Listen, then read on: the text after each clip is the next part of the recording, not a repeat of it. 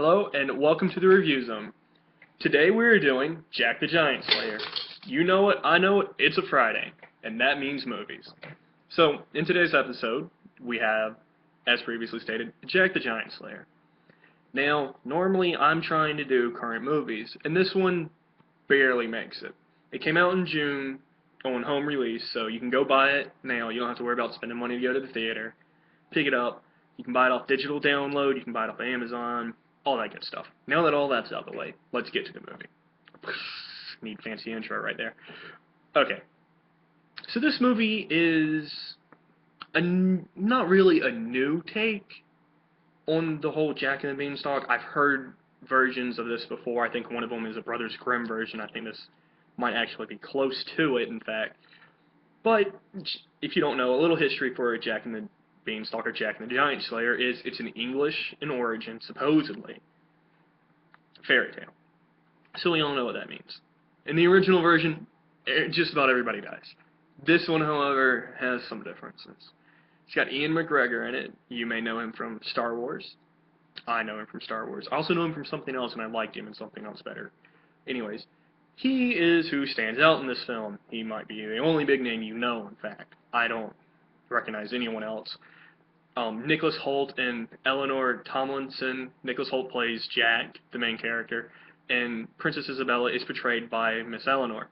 Now, someone else you may recognize would be Bill Nye, or Bill Nighy. I've never learned how to pronounce his name right, so if I messed it up, my bad. I like him as an actor, though.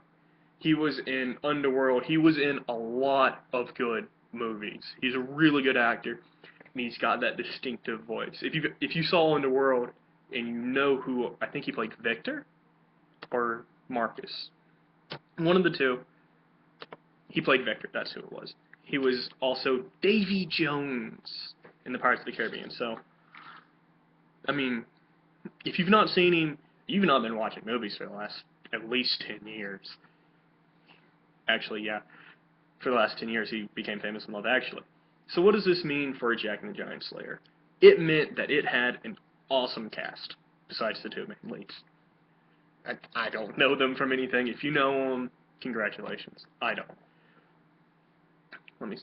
So, this movie was a huge disappointment.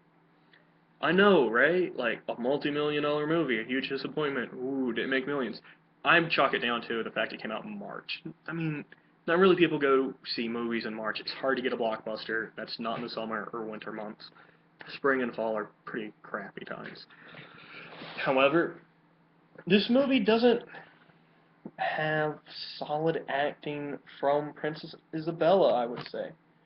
I liked Jack. He was convincing to a degree, but he wasn't that convincing. However, Isabella was flat. They tried to make her seem all princessy at first, and then independent. And I think that's where their mistake was. Now, some of the good parts of this movie, since I watched it, I mean, I'm not going to watch complete crap and then tell you it's not, a terrible movie. This one is a bad movie, and I can't remember what my third rating was. This is right above Burn It and Piss on the Ashes. This one, I think this one is in the Netflix. This is Netflix. Watch it on Netflix. Don't really buy it. I wouldn't encourage that. I mean, you can, but for Ian McGregor, if nothing else. So, the pluses in this movie. The visuals. I liked the visuals. It was grandiose. There were some parts where it seemed they scaled things wrong. That was something I noticed as somebody who does YouTube and has seen other scaling effects in scaling movies.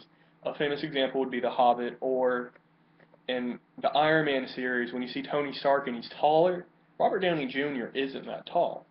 And in here, they seem to have felt a little bit flat on ratio of human height to giant height.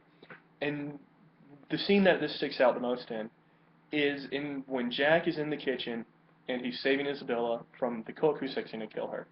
And he takes a giant's knife and goes, and it falls on his neck and it kills him. The problem here is that Jack stands about as tall as the handle. Most people know that a kitchen's knife is about as long as your hand. These giants' hands, when seen in other parts of the movie, are much, much bigger than the humans. This is the only major scale down I saw that was incorrect.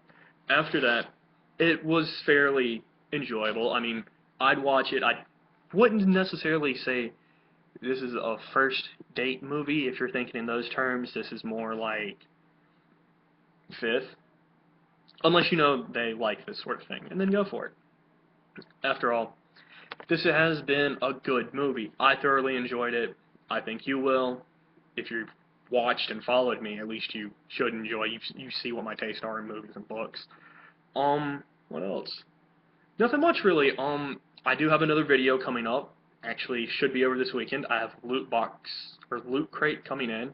Awesome service. I don't have any bonuses for my subscribers because I have all of one. So remember to watch my videos. Check me out on Tumblr, Facebook. Leave a comment in the sections. Remember to rate, subscribe, all that good stuff. And I will see you Wednesday or over the weekend for the next edition. Thank you. Good night. Have a good life.